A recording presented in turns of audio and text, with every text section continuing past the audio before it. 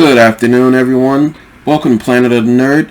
My name is Edward Thomas. I am your host. We will try and get through this without me going on a nice tangent rant, which is Wonder Woman 1984, or I would like to call Wishmaster Light. Wonder Woman 1984 started off with such great potential. I love the back scene of young Diana trying to learn the difference between an honest race and a good race. I love the action scene with her in Landmark Mall, shot in the DMV area. But as a child of the 80s, and being a little rambunctious myself, I know that her destroying the cameras in the middle area would not really do any good unless she got rid of the tape that it's actually on, which would at that time would have been a VHS tape. That also includes all the stores in the area that she was in front of, that she did all of her superheroics and she was still trying to, I guess, stay out of man's eye so that no one truly knows who she is. But for those who've seen it, know that the reporter had a great detailed description of who she was, which again leads me back to Batman v Superman. As I tell people all the time, it wasn't Joss Whedon that destroyed that persona, or to say that Wonder Woman took herself out of man's eye. It was actually Zack Snyder in the original movie. All he did was elaborated on it. Now, this is where a lot of the Wishmaster references come into. There's a stone.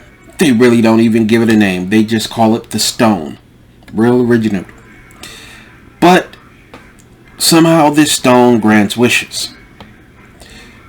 This stone grants the first wish by this idiot touching it, saying, "Oh, I wish I had a cup of coffee." And lo and behold, somebody comes into the office with an extra coffee. And this is one of the dumbest plots of the movie that happens next. Something in my eyes that should have never been done. Diana behosts to her, make a faulty that she can see Steve, her lost love. And all of a sudden this weird wind comes through the place, and next thing you know, Steve is coming through different places, tracking her down, but no one else sees that it's Steve because he's in the body of someone else.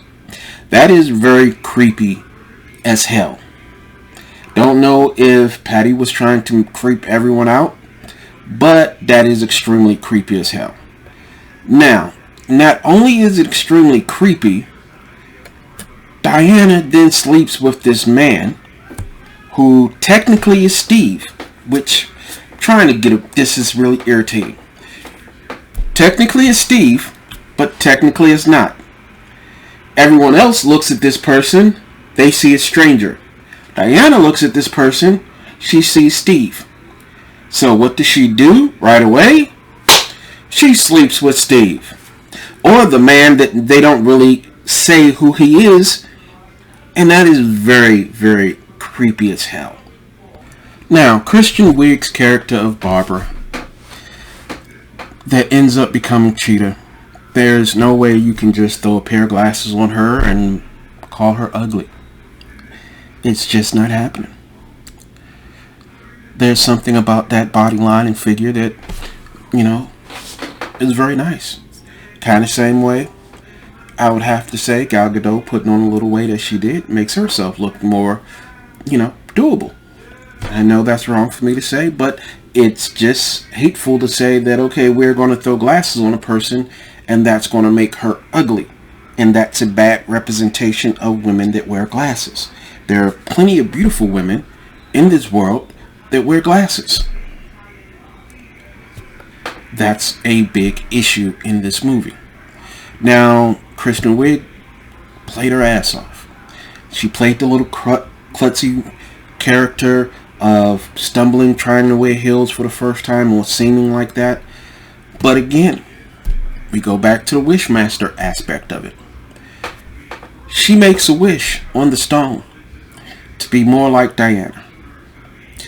But being more like Diana does not mean that she becomes more evil, in which she became, which makes no sense. If she was truly taking on Diana's aspects, not just her powers, that means it would also take on her personality, her traits. But that didn't happen. This movie fails in so many plot periods and points that it's just very stupid. Now, let's get down to Maxwell Lord. Maxwell Lord in the comic books is somewhat the same as he is here. He's a conniving person who seeks power. But in the comics, he has a little, mental ability to control others on a low level, but somehow gets ramped up in one point in time, and he literally controls Superman. Again, for all those people that claim that Superman can never be mind controlled, this was one of the examples that he got controlled. And he was so made to believe that Diana was Doomsday that they fought all across the world, almost destroying plenty things. But in this version, he's a low-budget Mexican ripoff of Donald Trump, which is saying that's a bad thing. He's conniving out of this hand to pay this person and back and forth, all to be more powerful. And it backfires a whole bunch in his face.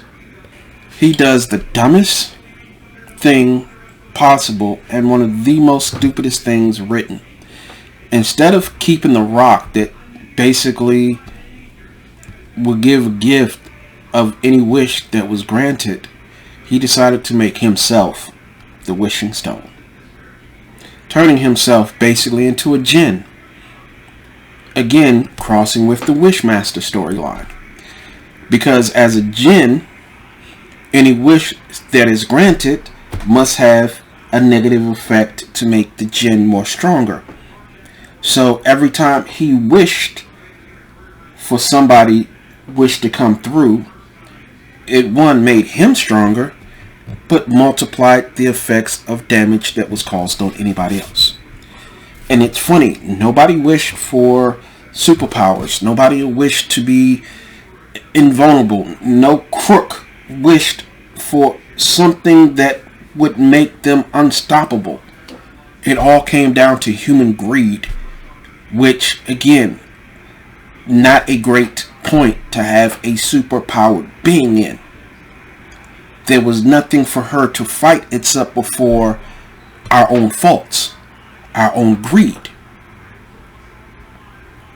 That's sort of like if you look at all of my figures in the background, looking at Superman trying to defeat a person that technically has every power in the world, but the only thing that he's using it for is to get a little bit of monetary power here and there. It makes no sense to have that man of that much power to defeat somebody that, yeah, he is powerful, but his power comes from the minor wishes of everybody else. One person wished for a farm. Instead of him getting a farm, he got cows running around the lawn of his apartment building. Damn, that was stupid. Then we see some stuff that happens later on in the movie that deals with Wonder Woman. That has, again, with her making her wish, she somehow starts to lose her powers. She almost forgetting that at times that, yes, as a demigod, she is technically bulletproof, but fails to remember that on her bracelets are these things that deflects bullets. And she gets shot maybe once or twice and then remembers, oh wow, I have these things on my wrist. I'm like, that is one of the dumbest things that you could write into this character. It is just so not who this character is. And this goes to another aspect of what I've been saying about how certain directors write and do these things. Patsy was complaining that Joss Whedon, when he did Justice League, made her character unrecognizable. I say that this Wonder Woman is unrecognizable. Wonder Woman is a warrior. She was raised to be a warrior. She still is, in human terms, or as Amazonians terms, still a child. She might be an adult, but they live for such a very long time. Mentally, she's still a child in certain things, especially in this way of life, since she has not been here too long. It just makes no sense. She would not have forgotten her training, considering one of the next scenes she gives a history lesson about this golden armor. I'm not even going to touch that because that belongs in Kingdom Come. For all comic book fans, we know where that armor comes from, and we know that should not be in this movie. It was a very, very weak plot point, because when she uses it, she has her power back. She's at 100%. And it didn't do anything except for make her momentarily look good. It was more for style points instead of what it was originally meant for. Now, when Cheetah becomes Cheetah, in her fur form and all looking all glorious like she's supposed to, her fight scene is, again, just like in the first movie, one of the darkest action sequences in the movie. You can barely see what's going on if it was not for the fact of the illumination of the magic lasso. It was almost like the magic lasso was the focusing point.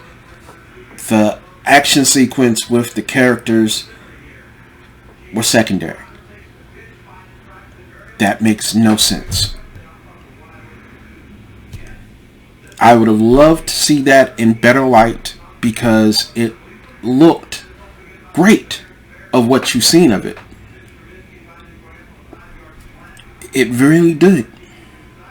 Now, Wonder Woman goes in to try to save the day, and for some reason, Max Lord is all powerful because everyone in the world is wishing, and she tries to use her magic lasso and couldn't get in.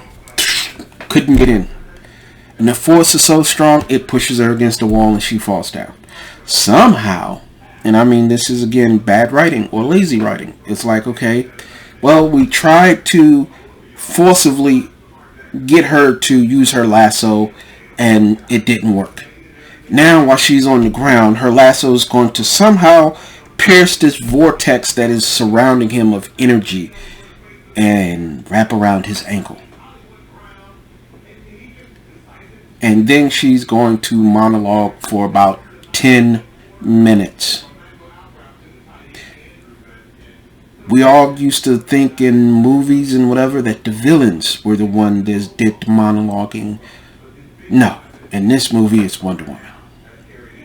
She gives this all-empowering speech since her magic lasso is tied to the ankle of Maxwell Lord to the world. To forego your wish, to undo your wish, to bring back those that you loved or have cursed, or to rescind your wish, to put the earth back the way it was. And that's how it ends. No big climactic fight, because Cheetah and Wonder Woman's fight was less than 5 minutes long. No big thing with Max Lord slugging out or whatever, since he's now this all-powerful being. No. He somehow still gets taken by an Air Force One chopper to wherever runs and meets his son. It is one of the most conflicting stories I have seen in the last few years of dealing with movies.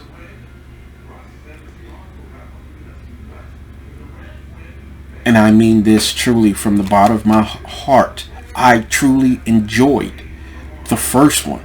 The only thing I did not like was this giant CG battle scene at the end of Wonder Woman 1. I enjoyed the all the way through. I even made fun of how the hell did she keep the sword in the back of the dress, meaning it had to go through her butt. That was a running joke for everybody. But I enjoyed it. I wanted to see what was going to happen in the second one. And because they put Cheetah in it, one of Wonder Woman's greatest arch enemies that has the power to go toe to toe with her, this was a letdown. So many people agree that this movie had the potential to be greatness. It started off good. The lull in the middle lost a lot of people. Her having casual sex, technically with a stranger, but with the soul of her beloved, extremely creepy. I can't express how far that goes above creepiness, because if that was a guy doing that to a female, everybody would be complaining. If we ask for equal rights and stuff, we need to have it even in stories. You just can't do that. And then the worst part, she met the gentleman at the end of the movie who had no recollection of her, but has her DNA all in his sheets. I just don't get the writing. The saving grace was at the end, when we see the old Wonder Woman, Linda Carter, show up at the end. But I know a lot of people going through feeds and everything missed it, because once the credit rolled, they either turned it off or was walking out the door. For those who've seen it in the theaters, they showed her coming in, stopping some little girl from getting hurt, and explaining that she was the Amazon that Wonder Woman found the armor from. But again, that armor belongs in a different comic. It was a great set piece, but it technically was useless in this movie. Another added thing that I enjoyed was her realizing that she could actually fly. It was a little campy. When it happened, it looked a little off, but it was better than her grabbing lightning in the sky. That was utterly ridiculous. Her using the magic lasso to literally catch lightning and swing off of it. But again, that's this movie. I'm hoping and praying that whatever they do bring out in the future is better thought through. I'm hoping the Batman movie with Pattinson is thought through. I'm hoping the Henry Cavill Superman 2 Man of Steel is thought through, instead of just thrown out and people are expected to go, oh, this is greatness because it's one of our favorite characters. No, we shouldn't stand for stuff like this. It shouldn't be because there's a big market for superhero movies that we have to endure through stuff like this. This makes no sense. You know, at one point I was going to do a video on the downfall of DC Comics. I don't think I need to do one after this, because they're doing it to themselves. Warner Brothers has all the storytellers in the world, and they're putting stuff out like this. It's almost like the big ups didn't even watch this before it came out. Now with them doing this, I kind of want to see what Zack Snyder does with Justice League. Because at first, if I've been one of those people that they, you know, on the bubble, because they said, studio heads came out a long time ago, oh, well, we reviewed the Zack Snyder cut at that time period. It wasn't what we wanted. It wasn't this. It wasn't that. So when, unfortunately, when his folks passed, we brought in Joss Whedon. And Josh took it, did what he did with it, you know, still messed it up. It was still not a good story. So hopefully, this will be better since he took time to fine-tune it. I will give my review on that when that comes out. I wholly, and I do mean wholly, hope that Black Widow was properly thought out. Even though this is a period piece before, you know, Infinity War and all the rest of this, because this is supposed to happen, you know, right after Captain America, you know, and I'm like, okay, cool beans. Let's see what happens.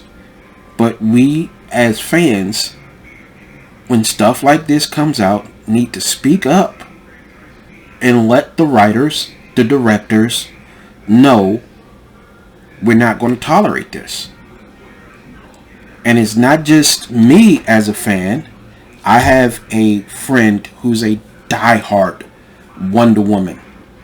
Literally, she dressed up in her cosplay of her golden armor to watch this. Posted her stuff on Facebook. In her words, it was okay. It was good. It wasn't great. It's not just a male ego thing as some people might make it seem. We have the right to like or dislike something. I'm not knocking anybody that likes it. I'm not going to say, oh, you got bad taste, because that's not me. And it's not where we should be. But we should ask for, you know, for a better story. And on that note, I'm going to bugger off. Time to sit back, finish watching football, because this is a Sunday. I hope your team wins. I hope my team wins. Until next time, peace.